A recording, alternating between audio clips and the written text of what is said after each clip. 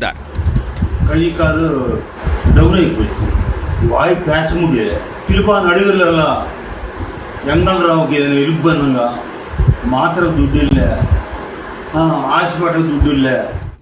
இந்த நிலையில் அவருக்கு நடிகர் சிம்பு 2 லட்சம் ரூபாய் நிதி உதவி வழங்கியுள்ளார். ஆந்திராவில் உள்ள தனது இல்லத்தில் வெங்கல் ராவ் சிகிச்சை பெற்று வருகிறார்.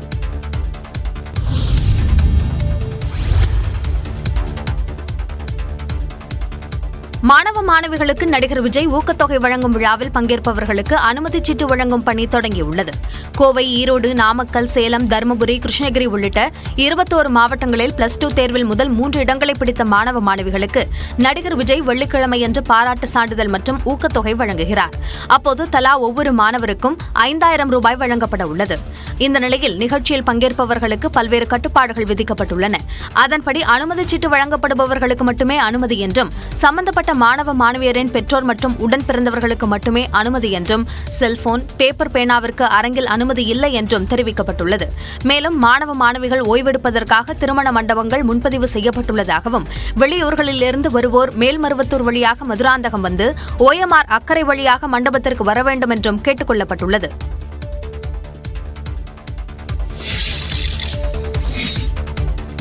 மெட்ரோ ரயில் திட்டத்திற்கு மத்திய அரசு தனது பங்கை முழுமையாக வழங்காததால் தமிழ்நாடு அரசுக்கு 12,000 கோடி ரூபாய் கூடுதல் செலவீனம் ஏற்பட்டுள்ளதாக நிதியமைச்சர் தங்கம் தென்னரசு தெரிவித்துள்ளார். சட்டப்பேரவையில் மானிய கோரிக்கை விவாதத்திற்கு பதிலுரை அளித்த அவர், மத்திய அரசின் நியாயமற்ற செயலால் தமிழ்நாடு அரசுக்கு நடப்பாண்டில் கூடுதல் செலவினம் ஏற்பட்டுள்ளதாக தெரிவித்தார். புயல் மற்றும் வெள்ள பாதிப்புகளுக்காக கோரிய நிதியை வழங்காத நிலையில் மேற்கொண்டு தமிழ்நாடு அரசுக்கு நிதி நெருக்கடியை மத்திய அரசு ஏற்படுத்தியிருப்பதாக கூறினார். உண்மைக்கக்கூடிய இடத்திலே பூ வைக்க கூட நீங்கள் தயாராக இல்லை என்பதுதான் எங்களுடைய வருத்தம். நான் இன்னும் ஒரு வகையை சொல்வேன், பனையேறி விழுந்தவனை கடாயேறி மிதித்த கதையாக ஏற்கனவே நாங்கள் பேரிடரிலே துன்பப்பட்டு கொண்டிருக்கக்கூடிய எங்கள் நிலையை மறந்து நீங்கள் 276 கோடி ரூபாயை கொடுத்திருக்கிறீர்களே ஒன்றிய அரசிலிருந்து, இது எந்த வகையிலே நியாயம் என்பதைத்தான் நான் உங்களிடத்திலே சொல்லியிருக்கிறேன். இந்த நிதியை மத்திய அரசு வழங்கியிருந்தால் 25,000 புதிய பேருந்துகள் வாங்கியிருக்கலாம், அல்லது 50,000 வகுப்பறைகள் கட்டியிருக்கலாம், அல்லது கிராமங்களில் 30,000 கிலோமீட்டர் தூரத்திற்கு சாலைகளை அமைத்திருக்கலாம் என்றும் கூறினார். சட்டமன்ற உறுப்பினர் தொகுதி மேம்பாட்டு நிதியான 3 கோடி ரூபாயை முழுமையாக சட்டமன்ற உறுப்பினர்கள் பயன்படுத்தலாம் என அமைச்சர் துரைமுருகன் தெரிவித்துள்ளார். சட்டப்பேரவையில் உரையாற்றிய அவர், சட்டமன்ற உறுப்பினர்கள் தொகுதி மேம்பாட்டு நிதியான 3 கோடி ரூபாயில் 1 கோடி நிதியை அரசின் அனுமதி பெற்று பயன்படுத்த வேண்டும் என்ற நிலையை மாற்றி நிதியை முழுமையாக சட்டமன்ற உறுப்பினர்களே பயன்படுத்திக் கொள்ள முதலமைச்சர் அனுமதி வழங்கியுள்ளதாக தெரிவித்தார். முதல்வர்கள் அதற்கு ஒத்துக்கொண்டார்கள். எனவே எம்எல்ஏக்கள் இனிமேல் 3 கோடி ரூபாயை நீங்களே செலவு செய்யலாம். நீங்களே உங்களுக்கு தொகுதிக்கு தான். முன்னாள் எம்எல்ஏக்களின் மருத்துவ தேவைகளுக்காக நிதி உதவி வழங்குவது குறித்து ஆய்வு செய்யப்படும் என்றும் அமைச்சர் துரைமுருகன் தெரிவித்தார். புதுக்கோட்டை மாவட்டம் சங்கம் விடுதி குடிநீர் தொட்டியில் மாட்டுச்சாணம் கலக்கப்பட்டதாக எழுந்த புகாரில் சிபிசிஐடி போலீசார் இறுதி அறிக்கை தாக்கல் செய்ய உயர்நீதிமன்ற மதுரை கிளை உத்தரவிட்டுள்ளது. சங்கம் விடுதியில் பட்டியல் சமூக மக்கள் வசிக்கும் பகுதி மேல்நிலை நீர்த்தேக்க தொட்டியில் மாட்டுச்சாணம் கலக்கப்பட்டதாக புகார் எழுந்தது. இது தொடர்பாக புதுக்கோட்டையைச் சேர்ந்த சண்முகம் பொதுநல வழக்கு தொடர்ந்த நிலையில் அதன் மீதான விசாரணை நடைபெற்றது. அப்போது அரசு தரப்பில் சிபிசிஐடி விசாரணை விரைவில் நிறைவடைய உள்ளதாகவும், எனவே கால அவகாசம் தேவை எனவும் வாதிடப்பட்டது. இந்நிலையில் சிபிசிஐடி போலீசார் இறுதி அறிக்கை தாக்கல் செய்யும் வரை எந்த முடிவுக்கும் வர இயலாது என நீதிமன்றம் தெரிவித்தது. மேலும் சிபிசிஐடி போலீசார் இறுதி விசாரணை அறிக்கையை தாக்கல் செய்ய உத்தரவிட்டு வழக்கு விசாரணையை 2 வாரங்களுக்கு ஒத்திவைத்தது. போக்சோ வழக்கில் சிக்கிய அதிமுக முன்னாள் எம்எல்ஏ நாஞ்சில் முருகேசனை விடுவித்து கன்னியாகுமரி மாவட்ட முதன்மை அமர்வு நீதிமன்றம் தீர்ப்பளித்துள்ளது. கடந்த 2020ஆம் ஆண்டு கன்னியாகுமரி மாவட்டத்தைச் சேர்ந்த 15 வயது சிறுமிக்கு 2 ஆண்டுகளுக்கு மேலாக பாலியல் தொல்லை கொடுத்ததாக அதிமுக முன்னாள் எம்எல்ஏ நாஞ்சில் முருகேசன் மற்றும் சிறுமியின் தாய் உள்ளிட்ட 5 பேர் போக்சோ வழக்கில் கைது செய்யப்பட்டனர். பின்னர் நாஞ்சில் முருகேசன் ஜாமீனில் வெளியே வந்தார். பரபரப்பாக பேசப்பட்ட இவ்வழக்கு கன்னியாகுமரி மாவட்ட முதன்மை அமர்வு நீதிமன்றத்தில் நடைபெற்று வந்தது. இந்த நிலையில் வழக்கை விசாரித்த நீதிபதி கார்த்திகேயன் நேற்று வழங்கிய தீர்ப்பில் நாஞ்சில் முருகேசனை வழக்கிலிருந்து விடுவித்து உத்தரவிட்டார். சாட்சியங்கள் மற்றும் விசாரணை அடிப்படையில் குற்றம் சாட்டப்பட்ட அனைவரையும் விடுவித்து தீர்ப்பளித்தார். மாணவர்கள் சந்தன போட்டு திருநீர் அணியக்கூடாது என ஓய்வு பெற்ற நீதிபதி சந்துரு பரிந்துரைக்கவில்லை என்று தமிழ்நாடு அரசின் உண்மை சரிபார்க்கும் குழு தெரிவித்திருக்கிறது.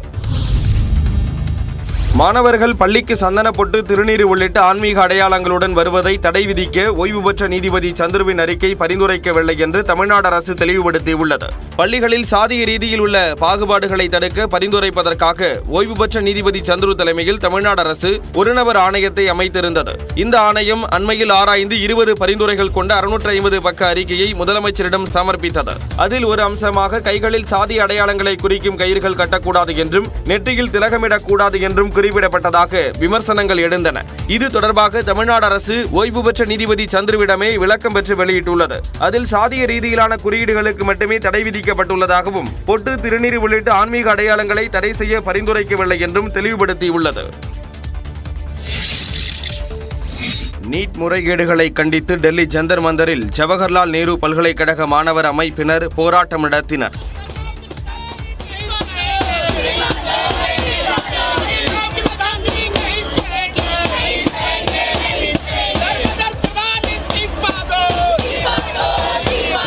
இதனிடையே நீட் தேர்வு முறைகேடு தொடர்பாக ஜார்க்கண்டில் உள்ள பள்ளி ஒன்றின் தலைமை ஆசிரியரிடம் சிபிஐ அதிகாரிகள் விசாரணை மேற்கொண்டனர். 12 பேர் கொண்ட சிபிஐ அதிகாரிகள் 2 குழுக்களாக சென்று விசாரணையை தீவிரப்படுத்தினர். முதல் குழுவில் 8 அதிகாரிகள் தனியார் பள்ளியிலும், 2வது குழுவில் 4 அதிகாரிகள் பாரத ஸ்டேட் வங்கி கிளையிலும் சோதனையை நடத்தினர். இதேபோல் நீட் வினாத்தாள்கள் கசிவு தொடர்பாக பீகாரில் சிபிஐ அதிகாரிகளால் கைது செய்யப்பட்ட பல்தேவ் குமார் மற்றும் முகேஷ்குமார் உள்ளிட்ட இருவருக்கும் சிபிஐ காவல் நீட்டிக்கப்பட்டுள்ளது. கைது செய்யப்பட்ட இருவரும் சிறப்பு நீதிமன்றம் முன்பு ஆஜர்படுத்தப்பட்டனர். அப்போது சிபிஐ தரப்பில் காவல் நீட்டிப்பு கோரப்பட்டது. இதையடுத்து சிபிஐ நீதிமன்றமும் அவர்களுக்கு காவல் நீட்டிப்பு வழங்கி ஆணையிட்டது. நீட் தேர்வு வினாத்தாள் கசிவு தொடர்பாக சிபிஐ அதிகாரிகள் 18 பேரிடம் விசாரணை மேற்கொண்டுள்ளனர்.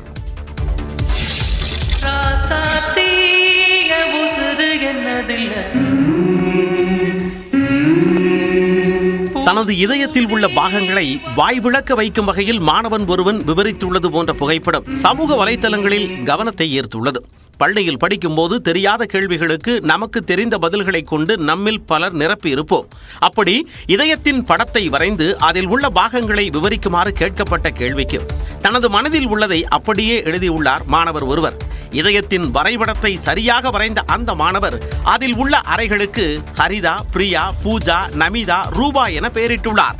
இதயத்தின் அறைகளை விவரிப்பதற்கு பதிலாக தனது இதயத்தில் உள்ள பெண்கள் குறித்து விவரித்துள்ளது போன்று அமைந்துள்ளது அந்த விடைத்தாள்.